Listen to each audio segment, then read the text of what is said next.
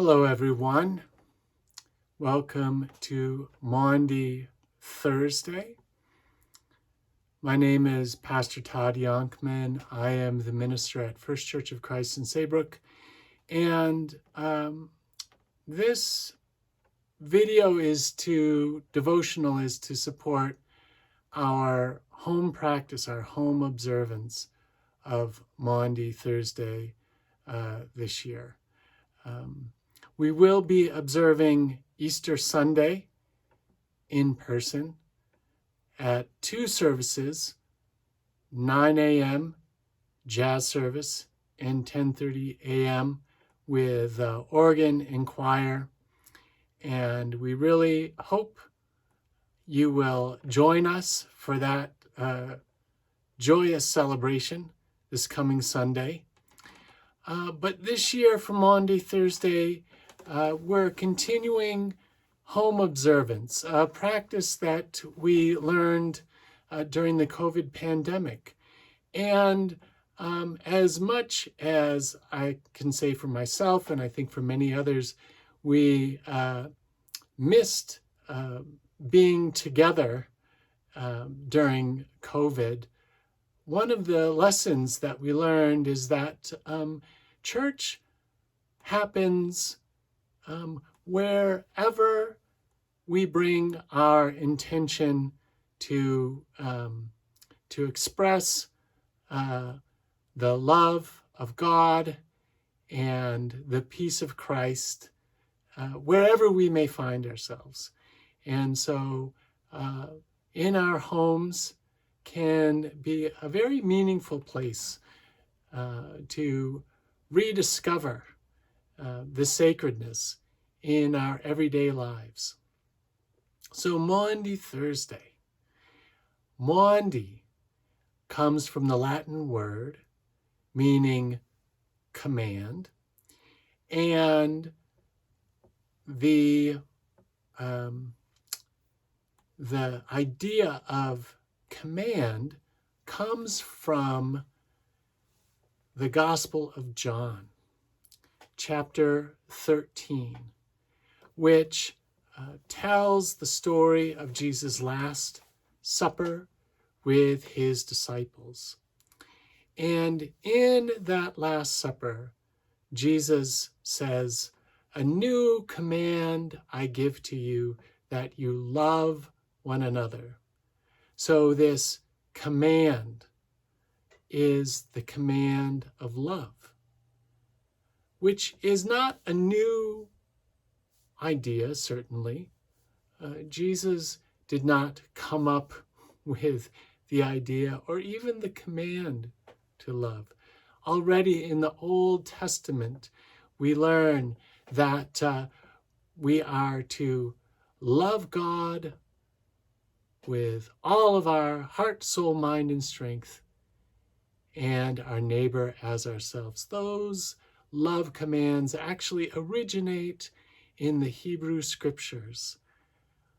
The new command to love simply refers to the new way in which Jesus expressed that love, particularly in this Holy Week, where Jesus willingly faced betrayal, willingly walked into the face of scorn and shame, willingly accepted torture and death at the hands of his enemies, to show us that love is not limited.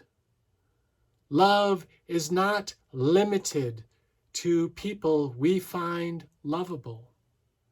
God's love is not limited to circumstances that we find easy or enjoyable.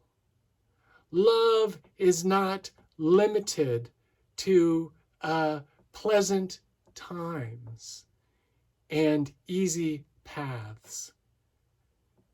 Rather, love, as we discover in this Holy Week, finds a new expression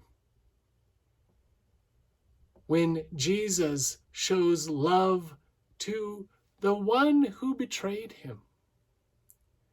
When Jesus shows love to the enemies who wished and then carried out his death.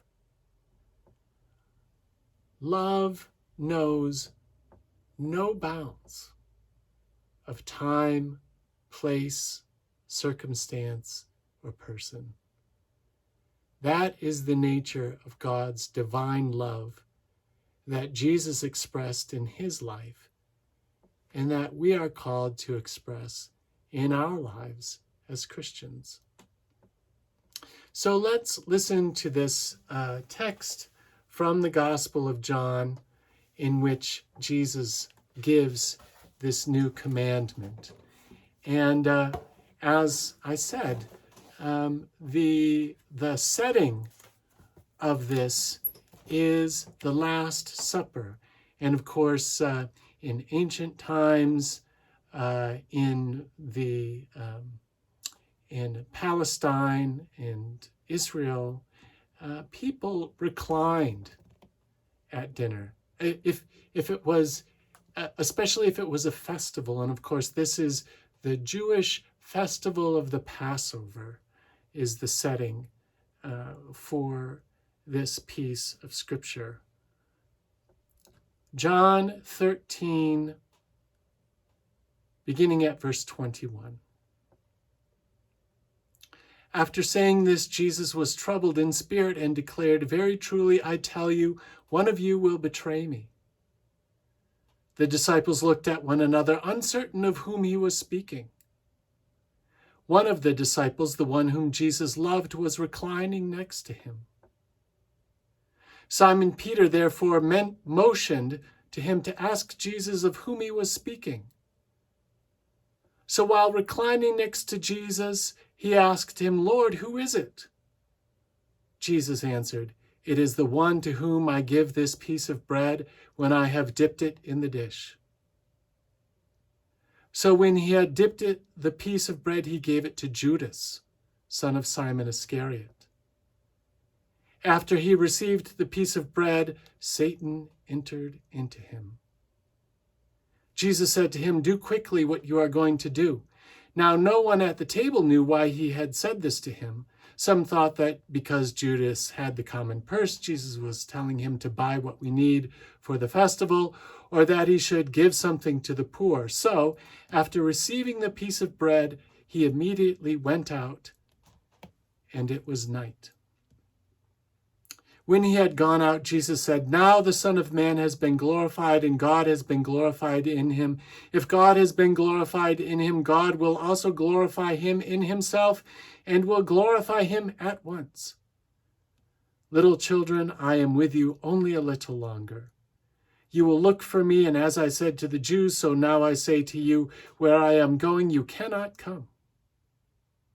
I give you a new commandment, that you love one another just as I have loved you. You also should love one another. By this, everyone will know that you are my disciples, if you have love for one another." The observance of Holy Week, of Maundy Thursday, invites us to imagine ourselves in the story. Imagine ourselves in the Palm Sunday parade. Imagine ourselves with Jesus as he entered the temple and turned over the tables.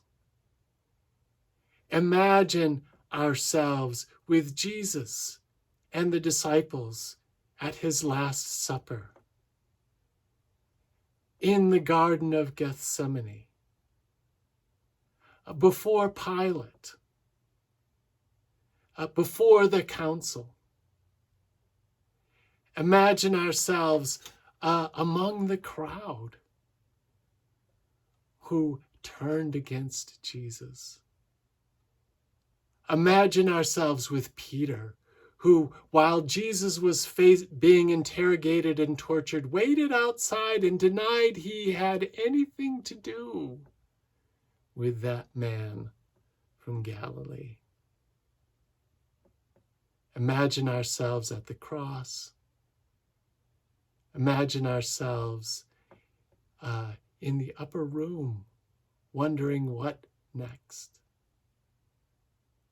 And then imagining ourselves at the tomb, empty, that Sunday morning. And so in the spirit of inhabiting these ancient and mysterious stories, I invite us to hear and to sing the song, Were You There When They Crucified My Lord? Were you there? Were you there when they crucified my Lord? Were you there when they crucified my Lord?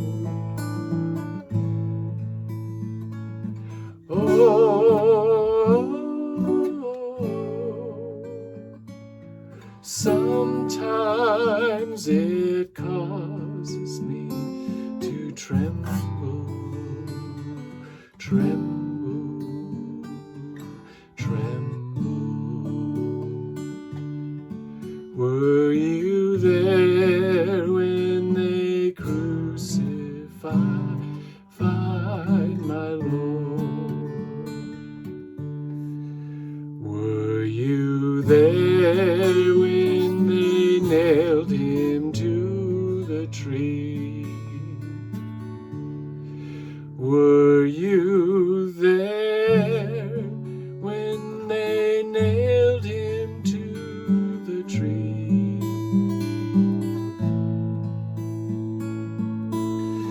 Oh, sometimes it causes me to tremble, tremble, tremble.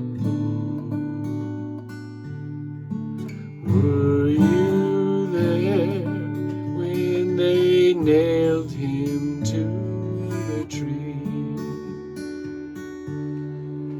Were you there when they laid him in the tomb? Were you there when they laid him in the tomb? Oh,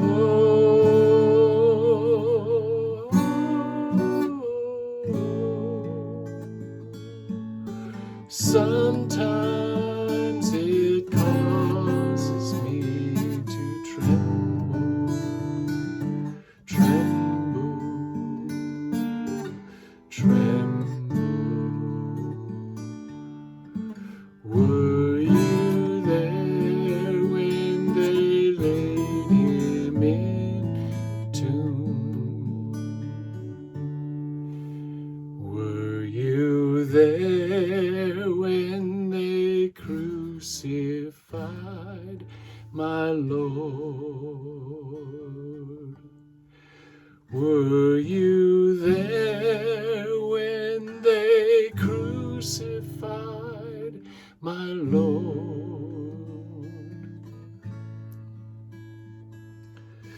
Oh, oh,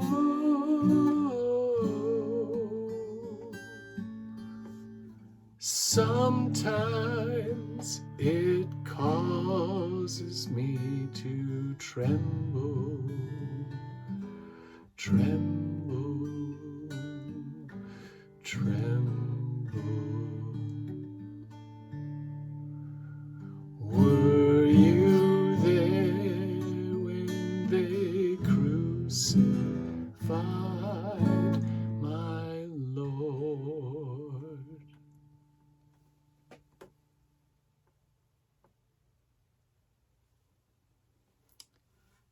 I hope you have a meaningful Maundy Thursday, a Good Friday that reminds you of how you have been deeply loved.